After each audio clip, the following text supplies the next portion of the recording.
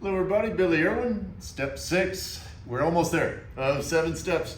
You guys know me well enough that I'm sure you know my penchant for give me a formula, let me dig into the data, let me point to the answer. Today is not about that. Today's more common sense, type of thing.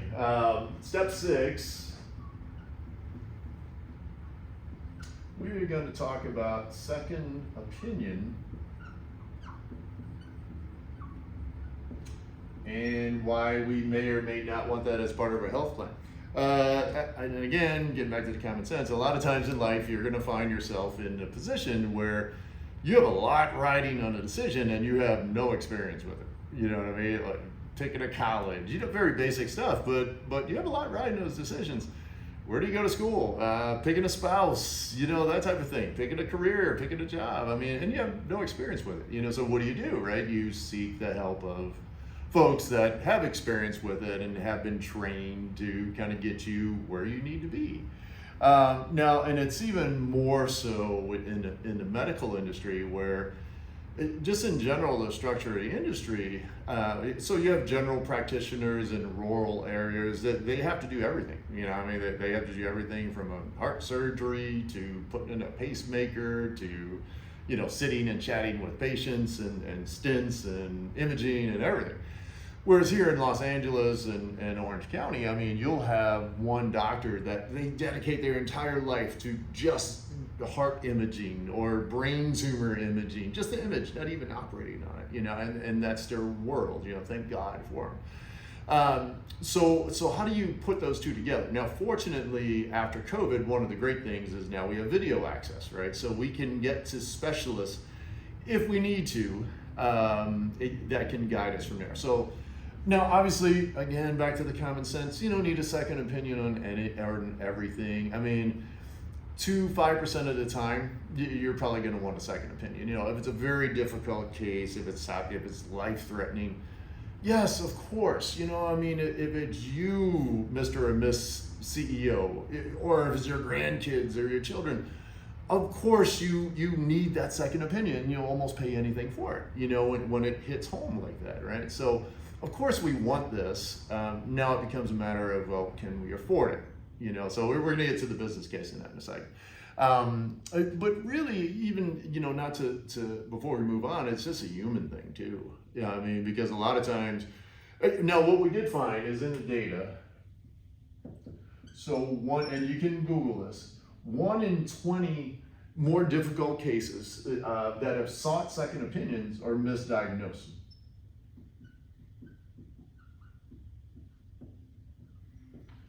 1 in 20, that's a lot, right? That's 5% of your workforce could be misdiagnosed, so that's a big deal, from a human aspect.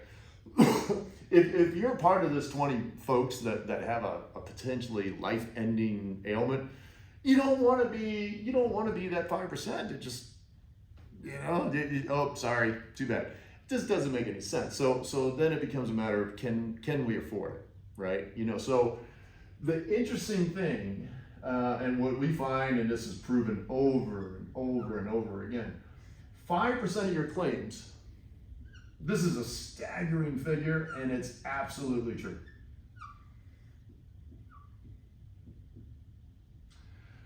5% of your claims will drive 50% of your plan cost. 5%.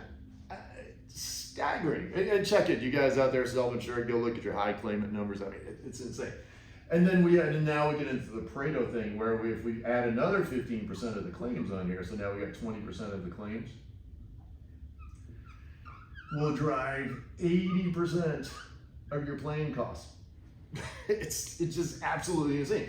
So do you want to get this 5% right? You're insane if you don't. So yes, you have to get it right. Well, how much is it going to cost me?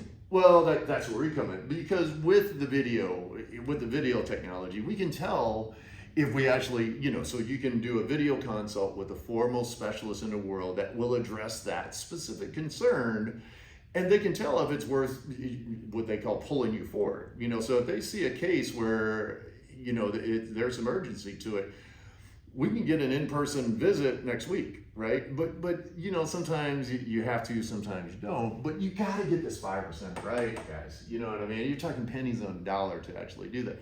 So over time, you got to get this right, and it will drive down your planning costs. And how does it do that? There's, I think you guys should be able to see this.